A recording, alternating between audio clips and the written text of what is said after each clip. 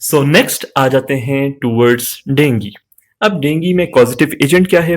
That is a virus. नाम क्या है? Flavivirus. ट्रांसमिट कैसे होगा from infected person to a healthy person? उसके लिए हमारे पास एजेंट क्या है? Aedes aegypti. अब ये एडीज एजिप्टाई है क्या? एक मॉस्किटो की स्पीशीज है। इसकी जो फीमेल्स हैं वो ट्रांसमिट करेंगी flavivirus from a infected person to a healthy person, ताकि डिजीज जो है वो ट्रांसमिट हो सके और इन्वायरमेंट में फैलती रहे। सो एडीज एजिप्टाई तो आपने पढ़ लिया, लेकिन याद कैसे करना है? याद करने के लिए आपने एडीज का जो डी है उसे आपने पकड़ लेना है कि डी फॉर डेंगी। इस तरह कभी भी आप कंफ्यूज नहीं होगे बिटवीन डेंगी का एडीज एंड मलेरिया का एनोफिलीज। और डेंगी में कौन सा वायरस है? That is a flavivirus. मगर मलेरिया में क्या है? Not a virus, not a bacteria, but a parasite which is called as Plasmodium.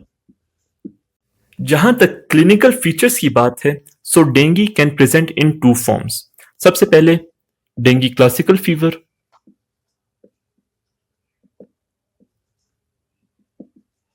And second dengue haemorrhagic fever.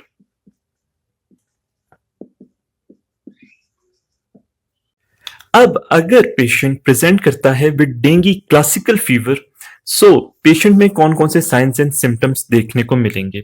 सबसे पहले फीवर होगा।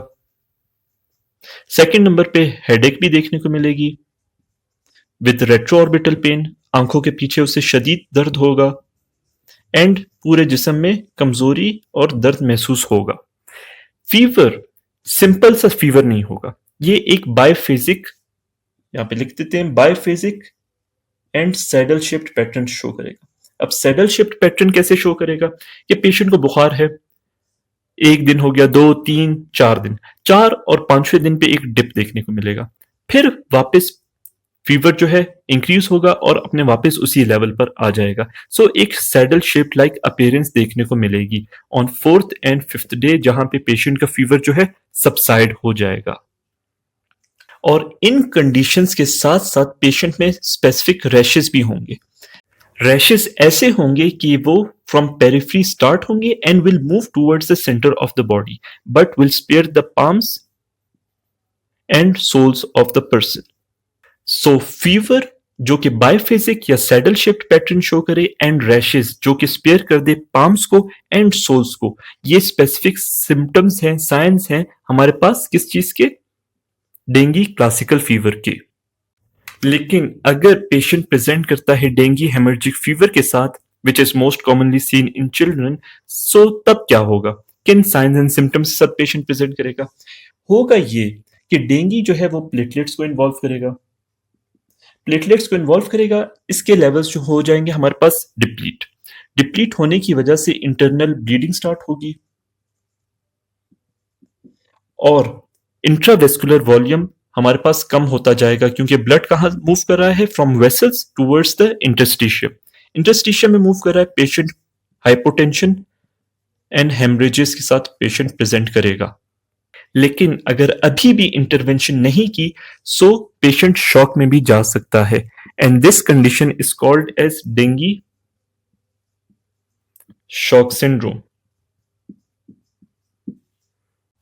सो पेशेंट आपके पास प्रेजेंट कर गया, आपने साइंस सिम्टम्स को भी नोट डाउन कर लिया, लेकिन एक डेफिनेटिव डायग्नोसिस के लिए it is important that you carry out specific examinations as well as proper labs. Examinations में हमारे पास क्या क्या आ जाते हैं? एब्डोमिनल एग्जामिनेशन, जिसमें आपने क्या देखोगे कि लिवर इज एनलार्ज्ड, लिवर का साइज इंक्रीज्ड हो चुका है, और वाइटल्स में आपने टॉर्निकेट टेस्ट परफॉर्म करना है। टॉर्निकेट टेस्ट में ब्लड प्रेशर कफ अप्लाई करना है, सिस्टोलिक प्रेशर और डायस्टोलिक प्रेशर को फाइंड किया, इन दोनों के दरमियान की वैल्यू में प्रेशर को मेंटेन रखा ब्लड प्रेशर कफ में फॉर 5 मिनट्स। अगर टॉर्निकेट टेस्ट पॉजिटिव होगा, सो पेशेंट के 4 आर्म्स पे हमारे पास पिटिकिया की फॉर्मेशन होगी। वहीं पे लैब्स में ये फाइंडिंग मिलेंगी कि एंटीबॉडीज जो हैं वो रेज्ड होंगी ऑफ डेंगी। कल्चर में हमें ऑर्गेनिजम्स के लेवल इंक्रीज्ड मिलेंगे, और क्या होगा, क्योंकि ये प्लेटलेट्स को इन्वॉल्व कर रहा है, सो थ्रोम्बोसाइटोपिनिया भी होगा। और थ्रोम्बोसाइटोपिनिया के साथ साथ हेमाटोक्रिट भी इंक्रीज करेगा। क्यों इंक्रीज करेगा? जैसे कि हमने पहले पढ़ा था कि ब्लीडिंग इंटरनली हो रही है, सारा फ्लूइड जो है, वॉल्यूम जो है वो मूव कर रहा है towards the interstitium. As a result जो ब्लड सेल्स हैं वो कॉन्सेंट्रेट होते जाएंगे, causing an increase of haematocrit. So ये फाइंडिंग्स इंडिकेट करेंगी that the diagnosis is dengue. So आपने पेशेंट डायग्नोस कर लिया that it is of dengue. अब ट्रीट कैसे करोगे? ट्रीटमेंट इज काफी सिंपल, क्योंकि ये है सिम्टोमेटिक ट्रीटमेंट। सिम्टोमेटिक का क्या मतलब कि जैसे जैसे सिम्टम्स अराइज हो रहे हैं, you have to treat those symptoms. जैसे फॉर एग्जांपल, अगर पेशेंट को फीवर है तो आपने क्या देने हैं? Antipyretics, paracetamol. अगर पेशेंट का ब्लड प्रेशर डिक्रीज कर रहा है, क्योंकि पेशेंट इंटरनली ब्लीड कर रहा है, वॉल्यूम शिफ्ट हो रही है, सो आपने फ्लूइड्स देने हैं ताकि वॉल्यूम जो है मेंटेन रह सके। अगर इलेक्ट्रोलाइट्स डिस्टर्ब्ड हैं, सो आपने इलेक्ट्रोलाइट्स की क्या करवानी है? करेक्शन करवानी है। अभी कुछ देर पहले हमने एक टाइप के बारे में पढ़ा था of dengue which was more common in children. कौन सी टाइप थी? Dengue haemorrhagic fever. So dengue क्या है? वायरस है, और वायरल इन्फेक्शन जब भी चिल्ड्रन में होगा, you have to avoid aspirin. क्योंकि किस चीज का चांस बढ़ सकता है ये आप कमेंट्स में बताओगे।